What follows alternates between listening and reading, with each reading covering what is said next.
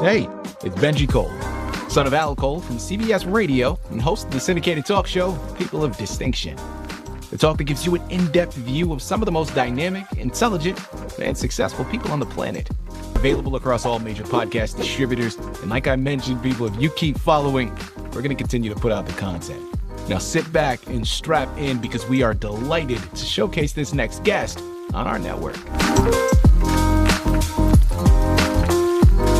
And on the line with us today, we have the impressive Lorna Griess. Now, man, today we're going to be discussing Lorna's incredible book, MASH Vietnam, what it's like to be a war nurse. It's Amazon, it's Barnes & Noble, it's a lot of other places. But most importantly, check out her personal website, lornagriess.com.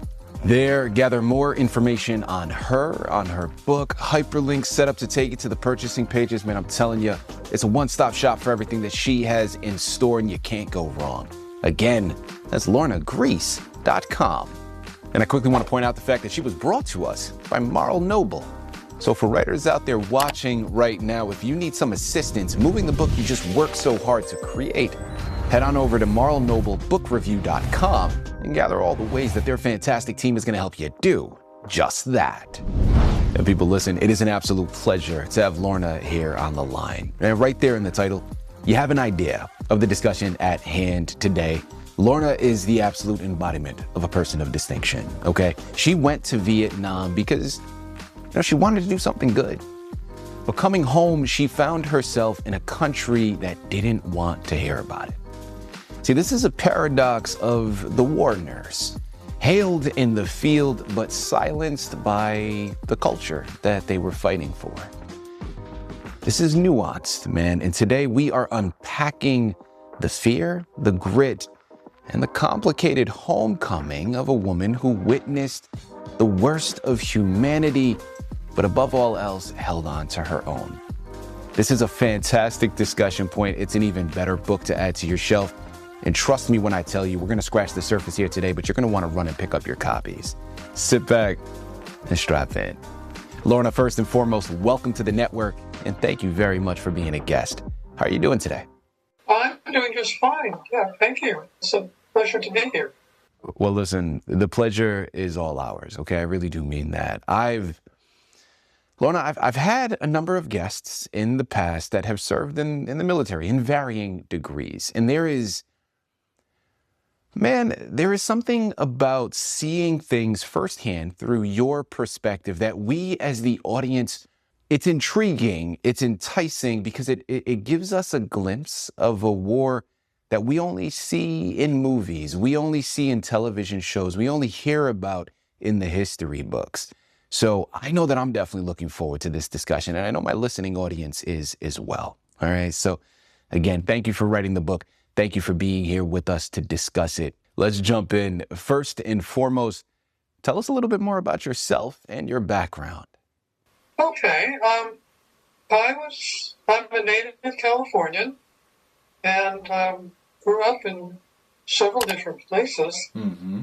But when I was in Sacramento, when I left for the military, I graduated from nursing school and really was kind of bored working out in suburbia. I wanted a little more action, maybe I wanted to see the world. So the best way I could think of was to join first the Navy, and I was in during the Cuban crisis, so that was in the early 60s.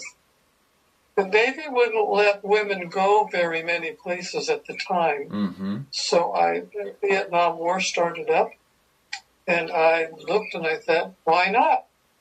So I switched from Navy to Army, and it didn't take them long to put me on an airplane to the war zone.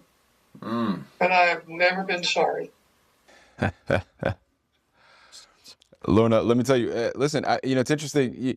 You got bored, so you decided to join the Navy. I mean, listen, there's a lot of things that people do to help pass the time. I don't think that is being one of them. But listen, joking aside, we appreciate your service and the dedication that you and all of your military brothers and sisters have committed, right, in terms of protecting our rights and our freedoms here in America. So let's transition now. Let's jump into the book, MASH Vietnam, What It's Like to Be a War Nurse. Tell us a little bit more about your book. I wrote it as a memoir, but it's turned out to be something that, well, before I wrote the book, I was giving presentations at dinners and luncheons. Mm-hmm. And people would say, "That's interesting. Thank you for telling us."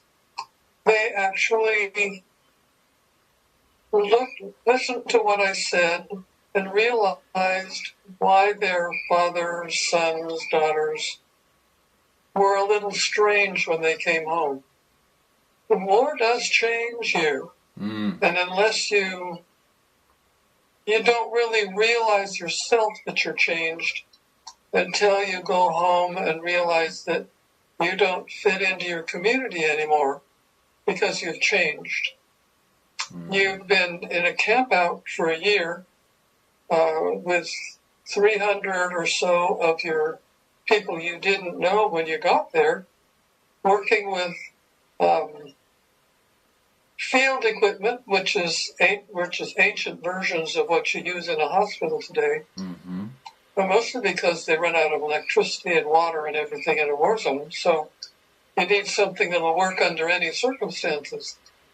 So you're definitely challenged.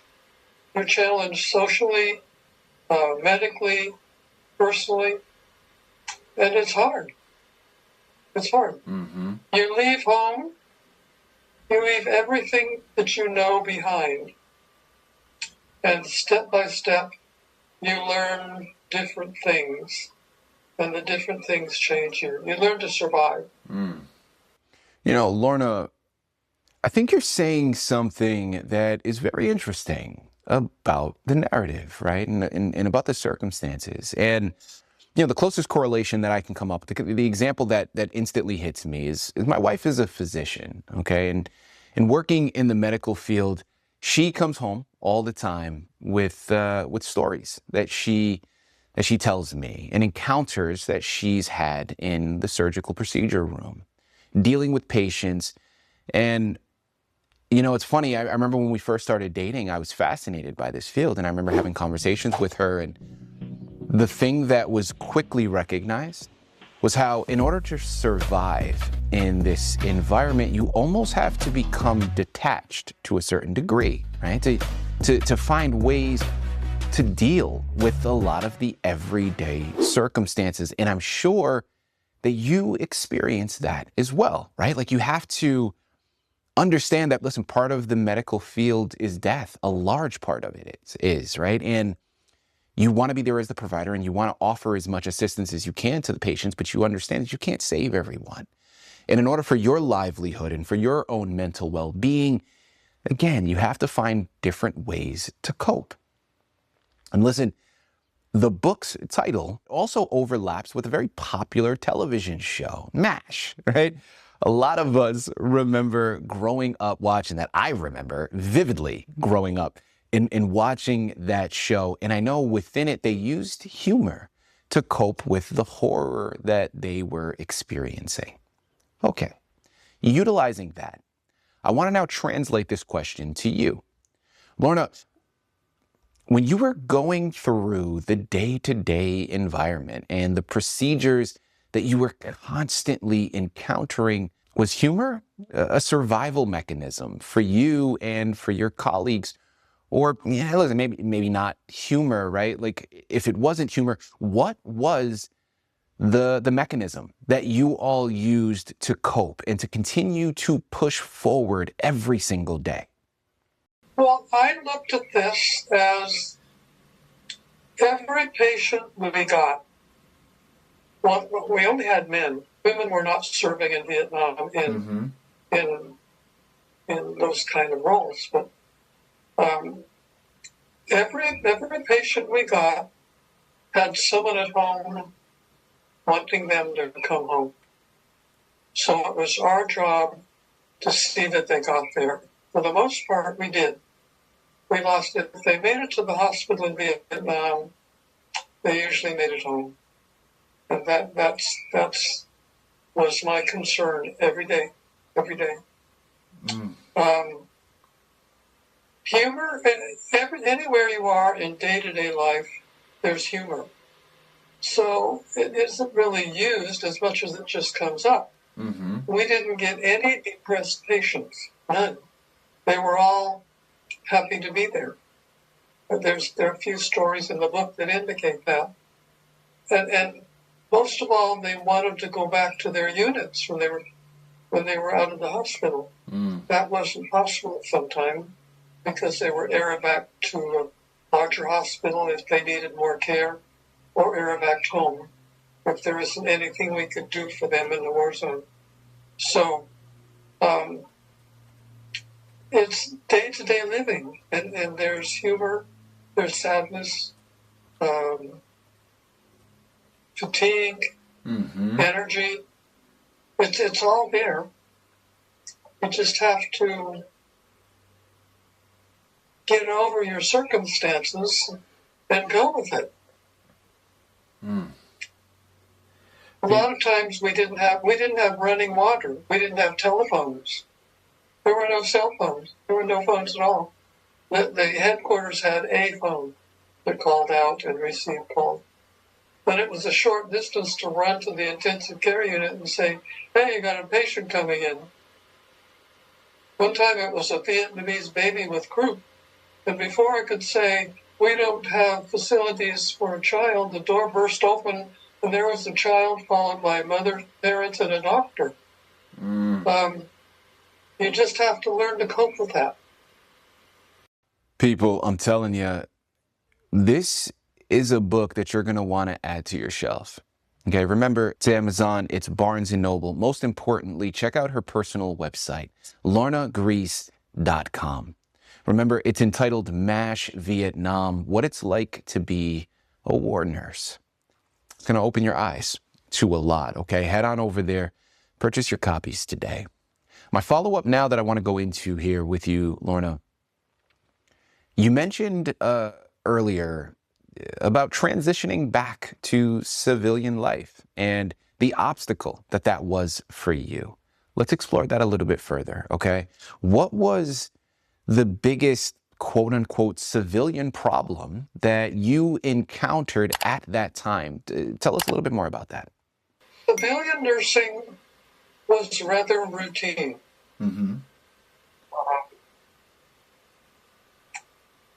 The expectations were different. We had patients that expected hotel type service, and that's fine. But I wanted something that was a little more interesting than doing routine. But those are very vital. I'm not saying they're not. I mean, if you need your appendix out, you need your appendix out, or your eyes fixed. So that's a very important job, and I'd do it today if I could, but I'm too old now. It's okay.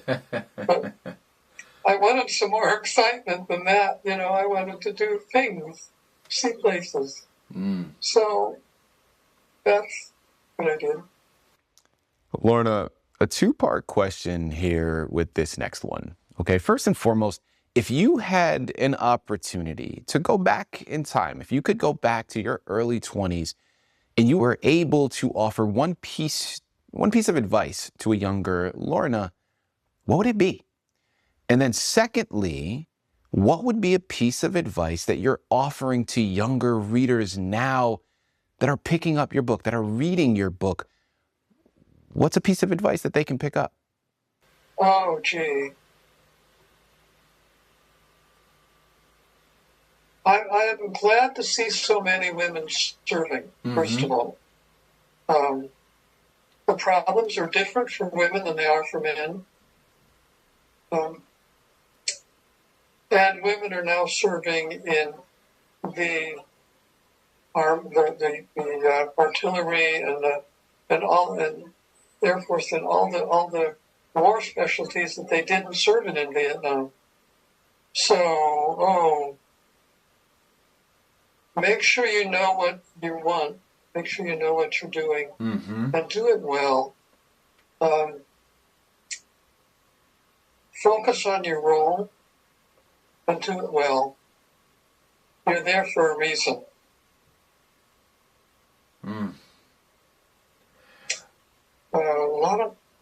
Seems like a lot of the younger people focus on themselves and what's going on with themselves, but you have to get away from that. You're focusing, whatever your job is, it's very important, it's crucial to the workings of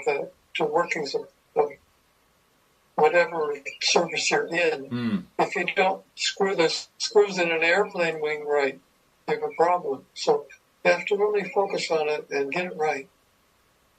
My final question now, Lorna, similarly connected to the previous one, but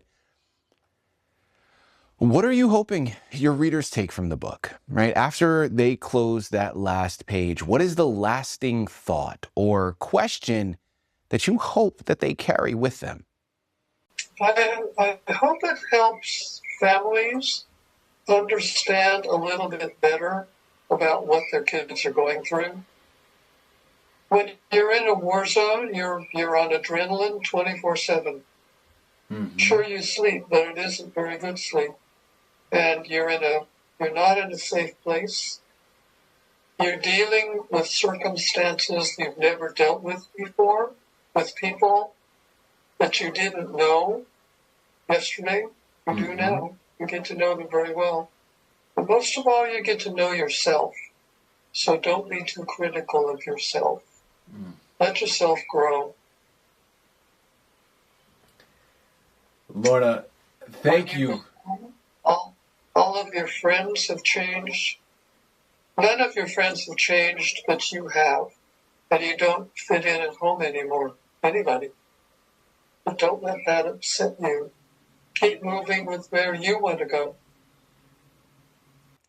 People, I'm telling you, man, this is one that is going to be an absolute game changer for you, okay? Listen, it's there on the screen, all right? So you already know. Head on over, purchase your copies, okay?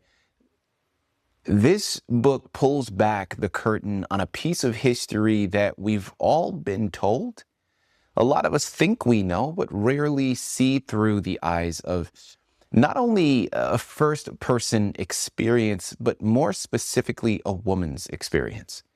It's much deeper than just a book about a war that we, listen, again, are all familiar with. There is a human side to it that I think is also going to be very key in your journey, and hopefully it'll start some insightful conversations with those around you. And, listen, maybe we can start looking out for one another in a similar fashion. It's the optimist in me, but reading between the lines, and I think that could be something you pull from it, okay? So listen, man, until next time, keep questioning the stories that we think we know and keep conversing with one another. Lorna, this has been an absolute delight. I mean, true pleasure. I really do mean that. Keep up the fantastic work. And once again, thank you for being a guest on People of Distinction. Well, thank you.